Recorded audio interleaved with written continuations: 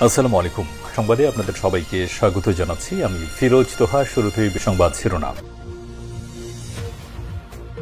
পুরোদমে Iran, Israel এবং নিরীহ ফিলিস্তিনিদের মাঝে ভয়াবহ যুদ্ধ চলছে হামলা পাল্টা হামলা। এরই মাঝে আমাদের হাতে এসে পৌঁছেছে এই যুদ্ধের সর্বশেষ গুরুত্বপূর্ণ সবথেকে তাজা আপডেট সংবাদ আপনাদের জানিয়ে দিব। প্রথমেই জানাবো, ইরানকে শক্তিশালী রাষ্ট্র আখ্যা দিয়ে যে বার্তা দিল ফরাসি প্রতিরক্ষামন্ত্রী। ইরানের মতো একটা শক্তিশালী রাষ্ট্রকে ছোট করে দেখা বড্ড বড় ভুল উল্লেখ করেছেন ফ্রান্সের প্রতিরক্ষামন্ত্রী সেবাস্টিয়ান লেকুর্নো। তিনি ইরানের কৌশলগত প্রযুক্তিগত গভীরতাকে ছোট করে দেখার কোনো অবকাশ নেই বলে মন্তব্য করেছেন। তিনি বলেছেন, ইরানকে হালকাভাবে না নেয়ার আহ্বান জানিয়েছেন পশ্চিমাদের, কারণ ইরান এখন অনেক বেশি শক্তিশালী।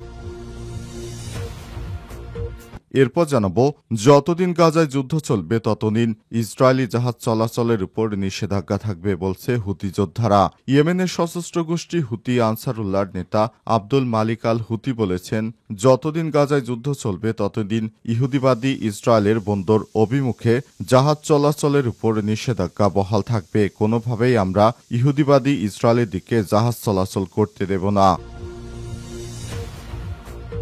এদিকে ট্রাম্পের সংস্কার কর্মী ছাঁটাই শুরু করেছে মার্কিন পররাষ্ট্র দপ্তর। মার্কিন প্রেসিডেন্ট ডোনাল্ড ট্রাম্পের নেতৃত্বে পররাষ্ট্র দপ্তরে বড় ধরনের রদবদলের অংশ হিসেবে যুক্তরাষ্ট্রভিত্তিক ১,৩৫০ জনের বেশি কর্মীকে ছাঁটাই প্রক্রিয়া শুরু করেছে ডোনাল্ড ট্রাম্প। ইতিমধ্যেই ৩,০০০-এর তালিকা তৈরি করা হয়েছে। তাদেরকে ছাঁটাই করা হবে, তার মধ্যে ১৪০০ জন কর্মকর্তা এবং ১৬০০ জন কর্মী।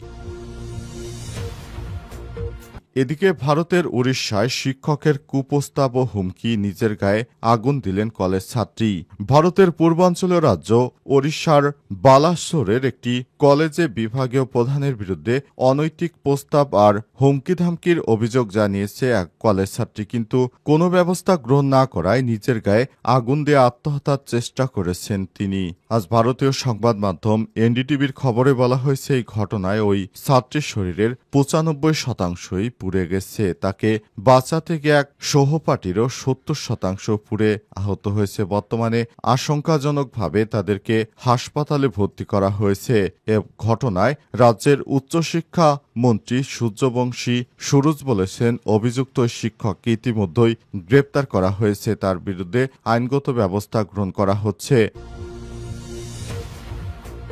এবং সর্বশেষ জানাবো, চাঁদাবাজির অভিযোগে চট্টগ্রামে যুবদল নেতা বাদশা বহিষ্কার। দখলবাজি ও চাঁদাবাজির অভিযোগে চট্টগ্রাম মহানগর যুবদলের বিলুপ্ত কমিটির সাংগঠনিক সম্পাদক এমদাদুল হক বাদশাকে দল থেকে বহিষ্কার করেছে জাতীয়তাবাদী যুবদল। আজ সংবাদ বিজ্ঞপ্তিতে এই তথ্য নিশ্চিত করা হয়। যুবদল কেন্দ্রীয় কমিটির দপ্তর সম্পাদক নুরুল ইসলাম সোহেল স্বাক্ষরিত বিজ্ঞপ্তিতে বলা হয়েছে, তদন্ত কমিটির প্রতিবেদনের ভিত্তিতে সিদ্ধান্ত নেওয়া হয়েছে। একই সঙ্গে তার বিরুদ্ধে ভবিষ্যতে বেআইনি কর্মকাণ্ডে জড়িত থাকারও অভিযোগ পেলে আইনশৃঙ্খলা রক্ষাকারী বাহিনী সে ব্যাপারেও যথেষ্ট ভূমিকা রাখবে বলে মন্তব্য করেছেন তিনি। প্রিয় দর্শক, এতক্ষণ শুনছিলেন সংবাদ শিরোনাম, এবারে বিস্তারিত।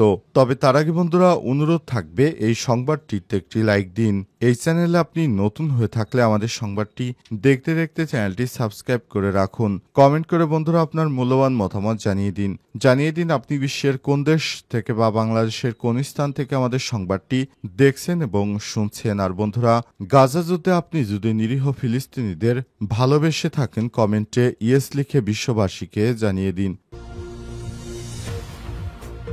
ইরানকে শক্তিশালী আখ্যা দিয়ে যে বার্তা দিলেন ফরাসি প্রতিরক্ষামন্ত্রী। ইরানের মতো একটি শক্তিশালী রাষ্ট্রকে ছোট করে দেখা বড্ড বড় ভুল উল্লেখ করেছেন ফ্রান্সের প্রতিরক্ষামন্ত্রী সেবাস্টিয়ান লেকুর্নো। তিনি ইরানের কৌশলগত প্রযুক্তিগত গভীরতা সম্পর্কে সতর্কতা উচ্চারণ করেছেন এবং পশ্চিমা নীতি নির্ধারকদের ইরানের সামর্থ্যকে হালকাভাবে না নেওয়ার আহ্বান জানিয়েছেন। সম্প্রতি ফরাসি ম্যাগাজিন লা কিলাবকে এক সাক্ষাৎকারে তিনি এই আহ্বান জানান। খবর বার্তা সংস্থা মেহের নিউজের। লেকর্নু বলেছেন, আমরা পশ্চিমারা আসলে ইরানের কৌশলগত, প্রযুক্তিগত ও বৈজ্ঞানিক এবং প্রাকৃতিক সম্পদের গভীরতাকে অবমূল্যায়ন করি। আমরা ওদের এমনভাবে দেখি যেন ওরা খুবই ক্ষুদ্র একটি দেশ। তিনি উল্লেখ করেছেন, ইরান 1979 সাল থেকে চরম নিরাপত্তাগত চ্যালেঞ্জের মুখেও টিকে আছে এবং আন্তর্জাতিক নিষেধাজ্ঞার মধ্যে টিকে থাকার কৌশলে পারদর্শী হয়ে উঠেছে। লেকুর্নার এই মন্তব্য মূলত গত মাসে হওয়া ইরান যুক্তরাষ্ট্র ইসরায়েল সংঘাতের প্রেক্ষাপটে এসেছে। যুক্তরাষ্ট্র ইসরায়েল গত 13 জুন ইরানের উপর একতরফাভাবে ও উস্কানিমূলক হামলা চালিয়ে কয়েকজন জ্যেষ্ঠ সামরিক কর্মকর্তাকে হত্যা করে। এই ঘটনার পরই নড়ে চড়ে বসে পুরো বিশ্ব। তখন থেকে একে একে হামলা চালানো হয় ইরানে। ইরানও সাথে সাথেই পাল্টা পদক্ষেপ নিতে শুরু করে। ইহুদিবাদী ইসরায়েলের সমস্ত গুরুত্বপূর্ণ স্থাপনা তারা ধ্বংস করে দেয়। ইহুদিবাদী ইসরায়েল মনে করেছিল ইরান হয়তো কোনো প্রতিরোধী গড়ে তুলতে পারবে না, কিন্তু আয়াতুল্লাহ খামেনির নির্দেশে ইরান সম্পূর্ণরূপে প্রস্তুত। যতদিন গাজায় যুদ্ধ চলবে ততদিন ইসরায়েলি জাহাজ চলাচলের উপর নিষেধাজ্ঞা দিয়েছে ইয়েমেনের হুতি যোদ্ধারা। ইয়েমেনের সশস্ত্র গোষ্ঠী হুতি আনসারুল্লাহ নেতা আব্দুল মালিক আল হুতি বলেছেন, যতদিন গাজায় যুদ্ধ চলবে ততদিন ইসরায়েলি বন্দর অভিমুখে জাহাজ চলাচলের উপর নিষেধাজ্ঞা বহাল থাকবে। বৃহস্পতিবার এক ভাষণে ইয়েমেনের আনসারুল্লাহ আন্দোলনের এই নেতা সম্প্রতি দিনগুলোতে গাজায় ইসরায়েলের চলমান গণহত্যা এবং বর্বরতার নিন্দা জানিয়ে বলেছেন, বিশ্বের চোখের সামনে মানবিক বিপর্যয় ঘটেছে। খবর সংবাদ সংস্থা মেহেরের। তিনি আরও বলেছেন, আমরা মানব বিবেকের মৃত্যু দেখতে পাচ্ছি। ইসরায়েলি অবরোধে 10 লাখের বেশি বেসামরিক মানুষ অসুস্থ, ক্ষুধা ও তৃষ্ণায় মারা যাচ্ছে। আব্দুল্লাহ মালিক আল হুতি আরও দাবি করেছেন, যুক্তরাষ্ট্র সক্রিয়ভাবে ইসরায়েল যুদ্ধকে সমর্থন করছে এবং রক্তপাতকে সহায়তা করছে এবং সহস্তর করছে। এ সময় তিনি জোর দিয়ে বলেছেন, পশ্চিমারা এমন কোনো হত্যার হাতিয়ার নেই যা ইহুদিদের হাতে তুলে দেয়নি। আল হুতি আরও বলেছেন, যতক্ষণ গাজার বিরুদ্ধে যুদ্ধ অব্যাহত থাকবে ততক্ষণ পর্যন্ত ইসরায়েলি বন্দরের দিকে জাহাজ চলাচলের উপর নিষেধাজ্ঞা বহাল থাকবে। এছাড়াও ইসরায়েলি সরকারকে ইলাদ বন্দরের কার্যক্রম পুনরায় শুরু করতে দেয়া হবে না বলেও হুঁশিয়ারি দেন তিনি। সম্প্রতি ইয়েমেনি বাহিনী লোহিত সাগরে নেভিগেশন নিষেধাজ্ঞা লঙ্ঘন করার পর দুটি ইসরায়েলগামী জাহাজ ম্যাজিক সিস ইন্টারসিটি সি ডুবিয়ে দিয়েছে। ট্রাম্পের সংস্কার কর্মী ছাঁটাই শুরু করেছে মার্কিন পররাষ্ট্র দপ্তর। মার্কিন প্রেসিডেন্ট ডোনাল্ড ট্রাম্পের নেতৃত্বে পররাষ্ট্র দপ্তরে বড় ধরনের রদবদলের অংশ হিসেবে যুক্তরাষ্ট্র ভিত্তিক 1350 জনের বেশি কর্মীকে ছাঁটাই প্রক্রিয়া শুরু করেছে। যুক্তরাষ্ট্রের প্রেসিডেন্ট ডোনাল্ড ট্রাম্প ক্ষমতায় আসার পর ইলন মাস্ককে এই ধরনের দায়িত্ব দেওয়া হয়েছিল। তিনি ক্ষমতায় আসার সঙ্গে সঙ্গেই যুক্তরাষ্ট্রের সাধারণ জনতাকে পররাষ্ট্র মন্ত্রণালয় এবং বিভিন্ন মন্ত্রণালয় থেকে ছাঁটাই করতে শুরু করে। এমনভাবে মানুষদেরকে ছাঁটাই করছিল, ইলন মাস্ক তাদেরকে মানুষই মনে করছিল না। তিনি এমনভাবে ছাঁটাই প্রক্রিয়া শুরু করেছিলেন যে সাধারণ জনতা দীর্ঘদিন ধরে তাদের একটি স্বপ্ন ছিল যে আমি একটি সরকারি চাকুরি করি, কিন্তু ইলন মাস্কের কারণে সেটি আর সম্ভব হয়নি। তারা কোনোভাবেই তাদের চাকরিতে বহাল থাকার সুযোগ পাচ্ছিল না। এভাবে খুবই দুর্ভাগ্যজনক যে ইলন মাস্ক এই ধরনের কর্মকাণ্ড করেছিল, যে কর্মকাণ্ডের কারণে সমস্ত মানুষজন কিভাবে তাদের চাকরিটা থাকবে সেটি নেই, তারা দুশ্চিন্তাগ্রস্ত হয়ে পড়ে।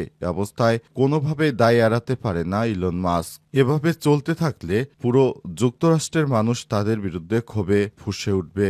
দেখা গিয়েছে ইলন মাস্ক সরাসরি এই ধরনের কর্মকাণ্ডের সঙ্গে যুক্ত। তিনি সাধারণ মানুষদেরকে তার এই ধরনের কর্মকাণ্ড কোনোভাবেই গ্রহণযোগ্য নয়। ইলন মাস্ক যা শুরু করেছিল এবং ট্রাম্প প্রশাসনকে যা শিখিয়ে দিয়ে গেছে সেটি অত্যন্ত দুঃখজনক। সাধারণ মানুষের চাকরি থেকে বরখাস্ত কর্মকর্তা এবং কর্মচারী দিয়ে ইলন মাস্ক যে পথ দেখিয়ে দিয়ে গেছে, ইলন মাস্ক সেই পথে প্রায় 3000 জনকে ছাঁটাই করা হয়েছে। চাঁদাবাজির অভিযোগে চট্টগ্রামে যুবদল নেতা বাদশাহ বহিষ্কার। দখলবাজি এবং চাঁদাবাজির অভিযোগে চট্টগ্রাম মহানগর যুবদলের বিলুপ্ত কমিটির সাংগঠনিক সম্পাদক এমদাদুল হক বাদশাহকে দল থেকে বহিষ্কার করেছে জাতীয়তাবাদী যুবদল। আজ সংবাদ বিজ্ঞপ্তিতে এই তথ্য নিশ্চিত করা হয়। যুবদলের কেন্দ্রীয় কমিটির দপ্তর সম্পাদক নুরুল ইসলাম স্বাক্ষরিত বিজ্ঞপ্তিতে বলা হয়েছে, তদন্ত কমিটির প্রতিবেদনের ভিত্তিতে এই সিদ্ধান্ত নেওয়া হয়েছে। একই সঙ্গে তার বিরুদ্ধে ভবিষ্যতে বেআইনি কর্মকাণ্ডে জড়িত থাকার অভিযোগ পেলে আইনগত ব্যবস্থা গ্রহণ করা হয়েছে। রক্ষাকারী বাহিনীকে কঠোর পদক্ষেপ নেওয়ারও আহ্বান জানিয়েছে কেন্দ্রীয় কমিটি। উল্লেখ্য, শেখ হাসিনা পালিয়ে যাবার পর সারা দেশ জুড়ে যে ধরনের অপকর্ম শুরু করে বিএনপি, তাতে সারা দেশব্যাপী মানুষ তাদের বিরুদ্ধে অতিষ্ঠ হয়ে পড়েছে। এবার রাস্তায় নেমে এসেছে লাখ লাখ মানুষ বিএনপির বিরুদ্ধে। তারা বলেছে তারা কোনোভাবেই বিএনপিকে ছাড় দেবে না, কারণ বিএনপি যে ধরনের কর্মকাণ্ড শুরু করেছে সেটি গ্রহণযোগ্য নয়। দেখা যাচ্ছে সারা দেশব্যাপী তারা বিভিন্ন জায়গায় চাঁদা দাবি করছে। যারা চাঁদা না দিচ্ছে তাদেরকে প্রকাশ্যে আইএমএ জাহেলিয়াতের যুগের মতো মানুষদেরকে হত্যা করছে। বিএনপির এই ধরনের কর্মকাণ্ড সত্যি দুর্ভাগ্যজনক, কারণ এতদিন পর বাংলাদেশ একটি প্রকৃত স্বাধীনতা অর্জনের সুযোগের দিকে তাকিয়েছিল, কিন্তু দেখা যাচ্ছে বিএনপি নেতাকর্মীরা সেটি হতে দিচ্ছে না। তারা তাদের মতো সেই 1990-র দিকের বাংলাদেশের রাজনীতির দিকে বাংলাদেশকে ঠেলে দিতে শুরু করেছে। তাদের অত্যাচারে অতিষ্ঠ হয়ে উঠেছে সাধারণ মানুষ। এ অবস্থায় বিএনপিকে প্রতিহত করতে বিভিন্ন সংগঠন ও রাজনৈতিক দল ইতিমধ্যেই মাঠে নামতে শুরু করেছে।